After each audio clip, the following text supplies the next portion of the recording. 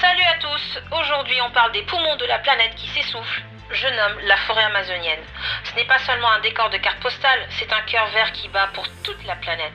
Un territoire immense qui s'étend sur 9 pays d'Amérique du Sud et qui abrite près de 10% de la biodiversité mondiale.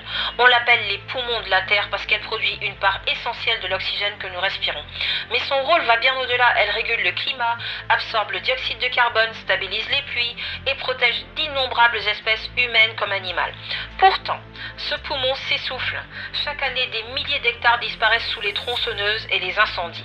En quelques décennies, la forêt amazonienne a perdu l'équivalent de la superficie de la France. Tenez-vous bien. En cause, la déforestation massive, l'exploitation minière, l'agriculture intensive et le commerce illégal du bois. Quand l'Amazonie recule, c'est tout l'équilibre du monde qui vacille. Moins d'arbres, c'est moins de pluie, plus de chaleur et plus de carbone dans l'atmosphère. C'est aussi la disparition lente des peuples autochtones, gardiens de ce sanctuaire naturel. Aujourd'hui, la responsabilité est collective. Tous les pays, même ceux loin de l'Amérique du Sud, doivent agir maintenant. L'Afrique, elle aussi, doit planter massivement des arbres, restaurer ses forêts et protéger ses écosystèmes. C'est urgent. Chaque arbre compte. Chaque graine plantée est un acte de résistance face à la crise climatique. Protéger l'Amazonie, c'est protéger la Terre entière. C'est préserver une part de notre souffle.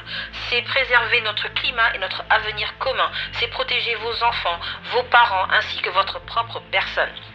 Aujourd'hui, à l'heure de la COP30 qui se passe actuellement au Brésil, il est très important que tout ce qui a été dit soit maintenu et poursuivi jusqu'au bout afin que nous assistions à la restauration de ces forêts qui doivent retrouver leur intégrité pour notre bien-être commun à tous. Que vous soyez brésilien ou pas, sud-américain ou pas, nous sommes tous concernés et tous embarqués dans le même bateau. Voilà, c'était Diana à nouveau pour vous dans un petit podcast sur le climat et sur la COP30. Nous savons tous et nous sentons tous qu'il y a une urgence climatique. Nous le sentons dans l'air, nous voyons qu'il y a une dégradation, donc il est important que tout le monde agisse à son niveau. Je vous remercie de m'avoir suivi, c'était Diana et à très bientôt.